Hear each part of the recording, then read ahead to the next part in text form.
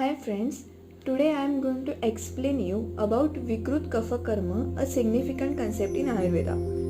So according to Ayurveda, our body is made up of three doshas which are Vata, Pitta and Kapha. When these doshas remain in balanced stage, they promote good health. But when they become imbalanced, they lead to various diseases. In this presentation, we will specially focus on disturbance in the Kapha dosha, then their causes and their effects on the body.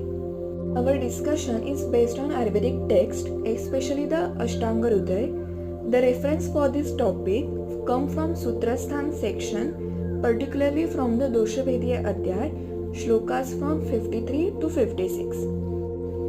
This verse explains the nature of Kapha dosha, how it gets vitiated and their effects on the body. Now this shloka describes the characteristics and effects of Vikrut Kapha in the body. When Kapha dosha become imbalanced, it leads to some symptoms which we are going to study one by one. So the first symptom is Sneha. Excess Kapha increases the lubrication in the body, causing excessive oiliness in the skin and internal organs. It may also lead to excessive mucus production. Next symptom is Kathinya, which means the accumulation of kapha results in stiffness in muscles and also joints, which leading to reduced flexibility. After that, the Kandu. Excess kapha causes an increase in mucus, leading to skin irritation and rashes. Then Shitatva. Since kapha is associated with Shita guna, that is coldness, its imbalance creates a persistent sensation of cold in the body, making a person more sensitive to the cold weather. Next is Gaurava. So the kapha has guru quality. Accumulation of kapha dosha leads to heaviness in the body. Next is Bandha. Excess kapha blocks the body channels, causing congestion in the respiratory and digestive systems, leading to issues like sinus congestion, bloating, etc. Next is Upalepa. A thick and sticky quality in bodily secretions is the result of kapha imbalance, resulting in issues like coated tongue, etc. Next is Daimitya. Increased kapha reduces mental clarity and leads to making a person feel inactive and unmotivated. Then Shofa. Kapha imbalance often result in water retention, leading to swelling in different parts of the body. Next is Apakti. The Shita and Guru Guna of Kapha slows down the metabolism and immune system, resulting in delayed recovery from the disorders or illness. Then Atinidra. One of the primary symptoms of excess kapha is excessive drowsiness and constant feeling of tiredness even after the complete sleep. Last line of the shloka explains when the kapha is disturbed, the skin appears pale and whitish. The person who is suffering may prefer sweet and salty taste in his food. Now let's break down the given shloka in three parts. So the first line explains that all the signs and symptoms of various diseases caused by vitiated doshas, just like kapha dosha, have been discussed. Then the second line explains that physician must watch and observe all the symptoms using proper investigation method. Third line explains that importance of continuous monitoring and examination to understand the different stages of the disease. To understand in a better way, let's take an example of ear disorder.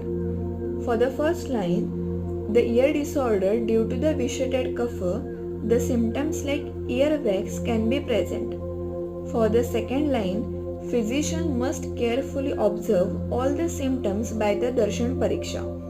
And for the third line, the regular assessment of the symptoms helps in determining whether the kapha imbalance is worsening. That means the leading to the complications like ear infections or not. The given shloka emphasizes the importance of practical knowledge in achieving mastery in any field, including Ayurveda. It states that true understanding comes from direct experiences and practice rather than relying solely on theoretical knowledge. Using the analogy of identifying precious metals and gems, the verse explains that just by reading text, one cannot distinguish between valuable and inferior metals. It is only through continuous observations, handling, and practical application that one can gain expertise recognizing in true nature. Similarly, in the field of medicine, a physician must complement theoretical knowledge with clinical practice and patient observation to become a successful practitioner.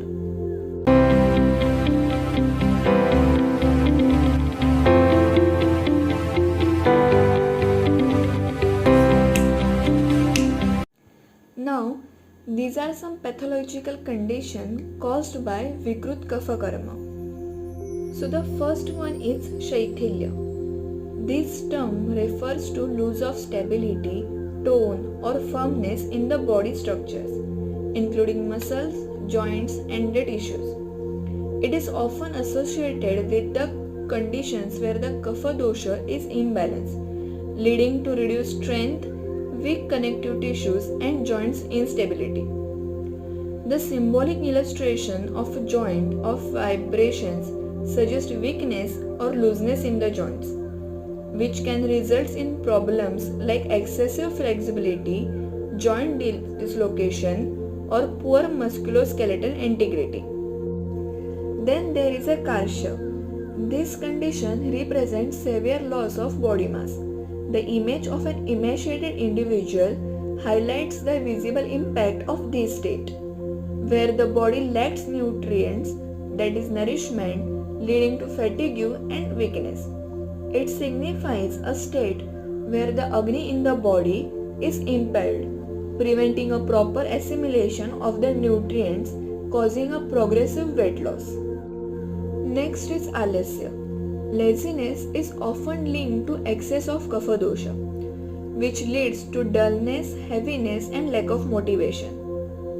The image of a person lying on the couch represents a state of inertia, where physical and mental activity is reduced.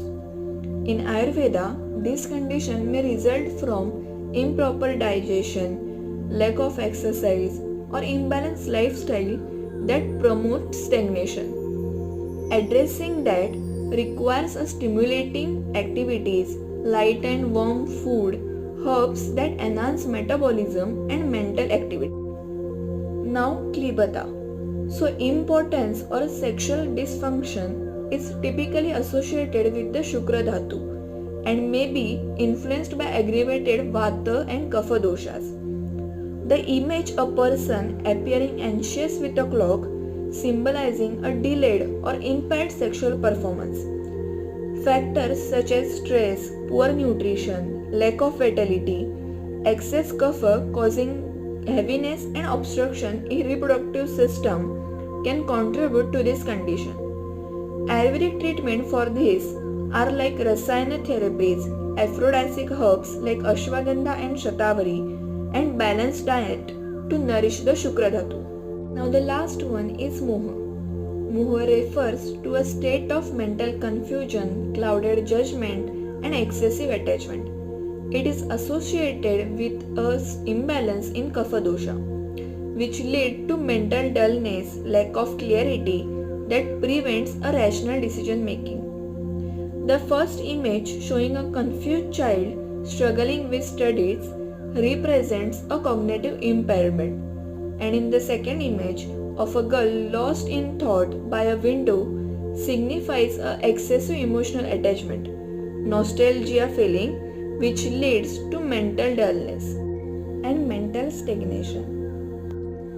Overcoming this condition involves stimulating mental activity, clarity through practices like meditation, sattvic diet, herbal supplements like Brahmi, Shankha Pushpi, and lifestyle modifications to enhance cognitive function and emotional balance. By understanding the effects of Vikrut Kapha, we can adopt a holistic approach to healing, not just treating symptoms but addressing the root cause. Ayurveda teaches us that health is a balance of body, mind, and spirit.